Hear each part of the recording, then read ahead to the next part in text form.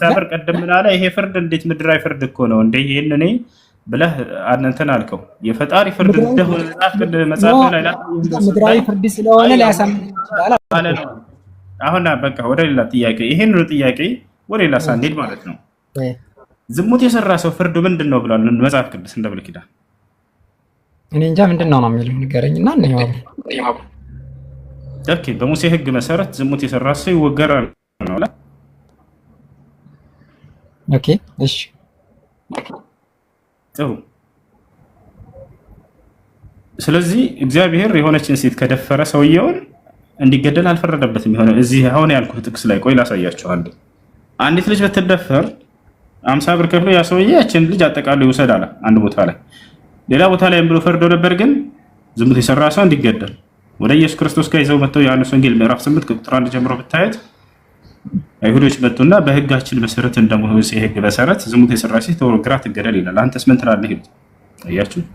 እና ኢየሱስ ምንድነው ያላቸው እኮ እሱ አይደለም አሁን ሐሳቤ በሙሴ ህግ መሰረት ዝሙት የሰራ ሰው ይገደል ነው አይደለ? እዛው በሙሴ ህግ ደግሞ ያ ሰው እንዲገደል አልፈረደበትም፣ አልፎታል። እግዚአብሔር ከራሱ ጋር ይጋጫል። ጥያቄ የትኛው ነው? እግዚአብሔር ከራሱ ጋር ይጋጫል የሚለው ነው። እግዚአብሔር ከራሱ ጋር ይጋጫል። አዎ አንድ ቦታ ላይ ዝሙት የሰራን ሰው ውገሩት ይላል፣ ሌላ ቦታ ላይ ደግሞ እንዳትወግሩት ይላል። አሁን ይኸውልህ እዚህ ጋር እግዚአብሔር ከራሱ ጋር የሚጋጭ ሆኖ ሳይሆን አንተ በገባ ልክ ወይም ያንተ አይምሮ በሚያስበው ልክ የእግዚአብሔርን ስራ መርምሬ ለምን አላወቅኩትም ነው። እሺ የኔን አይምሮ ተው እናንተ አስረዳኝ። እሺ እግዚአብሔርን ቃል አንድ ቦታ ላይ ዝሙት የሰራ ሰው ይወገር ብሎ ሌላ ቦታ ላይ እኔ ካንተ በምን እበልጣለሁ? አይ ተው እንደዛ ብለህ እኔ ካንተ መበልጥ እንትን አይደለም። አንድ ቦታ ላይ ዝሙት የሰራ ሰው ውገሩት አለ፣ ሌላ ቦታ ላይ ደግሞ እንዳትወግሩት ሲል ይሄ ግጭት ነው አይደለም? እንደየአገባቡ ይለያያል። ዝሙት የሰራ ሰው ፍርዱ ምንድን ነው አለ እግዚአብሔር? ሊገረፍ ይችላል፣ ሊቀጣ ይችላል። እስኪ ያሳየኝ ሁለቱንም እንደ ነገስታቶቹ ባሉበት ሰዓት ላይ እሺ አሳየኝ እስኪ ከመጽሐፍ የዝሙት የሰራ ሰው ህጎችን አሁን የተናገርካቸው ምን ምን እንደሚሉ አሳየኝ ከመጽሐፍ።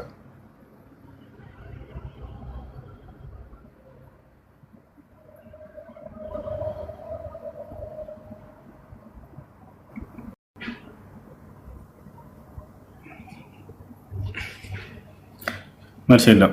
እሺ ጥያቄ ክርስቲያን ካለ መግባት ይችላል። በነገራችን ላይ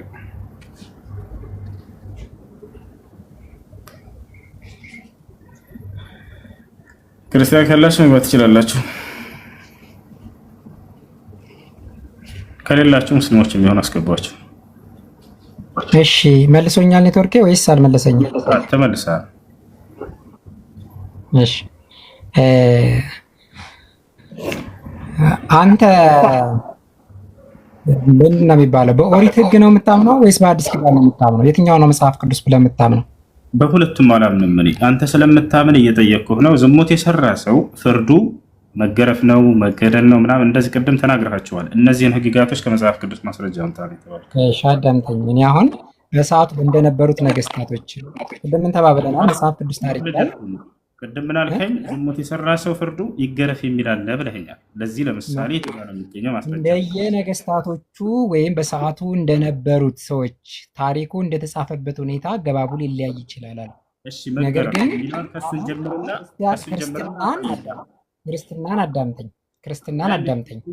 አንድ ቃል ብቻ ነው የምነግርህ። አሎ ሰማም እንዴ? ለተናገርከው ማስረጃ እያሳየህ ነው የምትሄደው። እዚህ ስትመጡ ገብታችኋል አይደል? አሁን ምን ታደርጋለህ? ዝሙት የሰራ ሰው ይገረፍ የሚል አለ ብለህና የቱ ጋር ነው እንደሱ የሚል ያለው ነው የመጀመሪያው? የቱ ጋር ለውጣ ነገር ወይንም አንተ አውጣና አንብብል። አንተ ልጅ አንዱን ሰምተህ አንዱን ሳሰማ ነው የምትቀረው ወይስ እንዴት ነው ነገሩ? የማይገባኝ ነገር እኔ ያልኩት በሰዓቱ ታሪኩ እንደተጻፈበት ሁኔታ ሊኖር የሚችልበት እድል ካለ ነገር ግን ያቺ ዝሙት የሰራች ሴትዮ ኢየሱስ ጋር ወይም ክርስቶስ ጋር በመጣችበት ሰዓት ምንድን ነው ያላቸው ነው ማስረጃ? ቀደም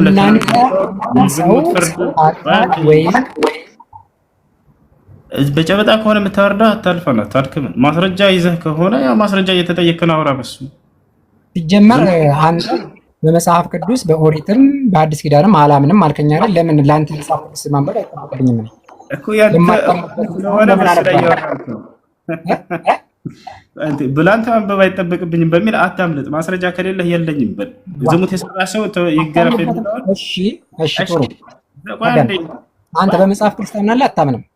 እሱ አይደለም ጥያቄያችን። አላምንም። ያው አራት ነጥብ ነኝ። ይቅርታ አራት ነጥብ ካላመንክ ታዲያ ለምንድን ነው ለአንተ መጽሐፍ ቅዱስ ፈልጌ የማማነበው? እየተወያየህ ነው። መጽሐፍን ይዘህ እየተወያየህ ስለሆነ ለምትጠይቀው ማስረጃ አምጣ። እንደ መጽሐፍ ቅዱስ ተብለህ ስትጠየቅ ጊዜ መልስ መለስክ። ማስረጃ አምጣ ስትባል ደግሞ ለዚያ ለተናገርከው ነገር ማስረጃ ማምጣት አለብህ። ዝሙት የሰራ ሰው ፍርዱ ምንድን ነው ስለ ጠቀስክ። ለምሳሌ መገረፍ አልከኝ። ዝሙት የሰራ ሰው ይገረፍ የሚል መጽሐፍ ቅዱስ ላይ አለ ወይ አልኩኝ። አሁን ማስረጃ አምጣ። ከሌለ የለኝም ነው። እኔ ዝሙት የሰራ ሰው መጽሐፍ ቅዱስ ላይ ይገረፍ ነው የሚለው ነው ያልኩት። አዎ ቅድም ብለህ ዝሙት የሰራችውን ሴትዮ ኢየሱስ ጋር ይዘዋት ሲመጡ ምንድን ነው ያለ ስትል ከእናንተ አንድ ሰው ያልክ አቆም። እሺ ወደ ሌላኛው ጥያቄ ሰው ፍርዱ ምንድን ነው ብዬ ጠየቅኩህ አይደለ? መገረፍም የሚል አለ። በሰዓቱ እንደነበሩት ነገስታቶች ወይ አንዴ ከነዚያ መገረፍም የሚል አለ ብለኸኝ በሰዓቱ እንደነበሩት ነገስታቶች ብለሃል። ጥሩ ግን መገረፍም ብለሃል አይደለ? መገረፍም ብለሃል አይደለ? ዝሙት የሰራ ሰው እና ታዲያ እንደናንተ መጽሐፍ መገደል ልበልህ እንደ ሀገር መቆረጥ ልበልህ? እሺ ጥሩ መገረፍ የሚለውን አሳየኝ። በቃ አሁን አንተ ከመጽሐፍ ችግር የለውም።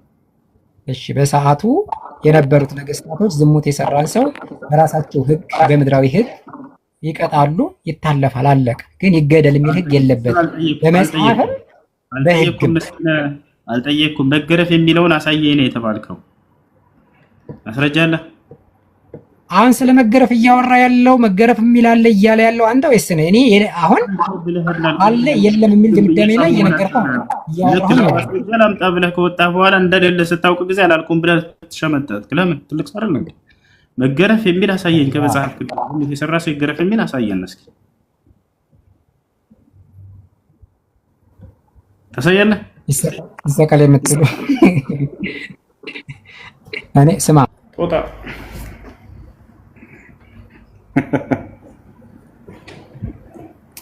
እዚህ ቤት ለምትናገሯት ትንፍሽ ለምትሏት ቃል ማስረጃ ታመጣላችሁ። ያ ማስረጃ ዝም ብላችሁ ታወራላችሁ።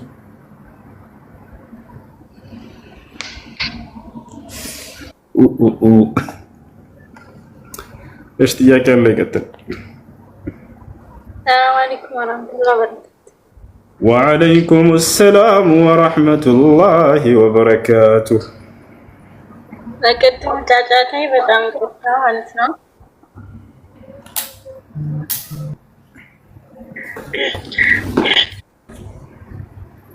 እና ጥያቄ ማለት ነው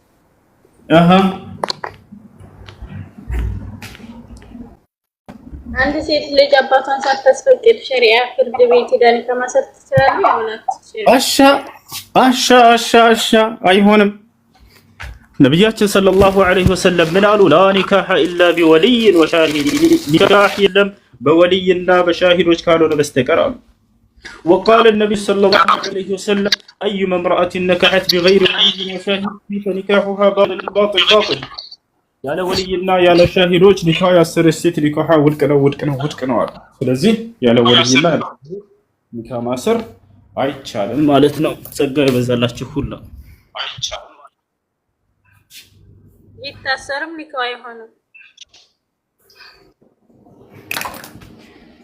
የታሰረ ኒካህ ካለ በምን መልኩ እንደታሰረ ጠይቀሽ ነው ከዛ በኋላ የሚመለሰው። በጥቅሉ ግን ያለ ወልይና ያለ ኒካህ የታሰረ ኒካህ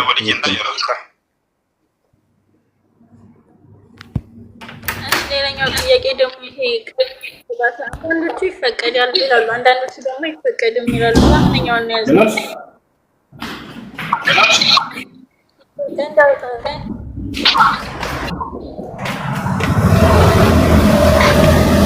ያሰላም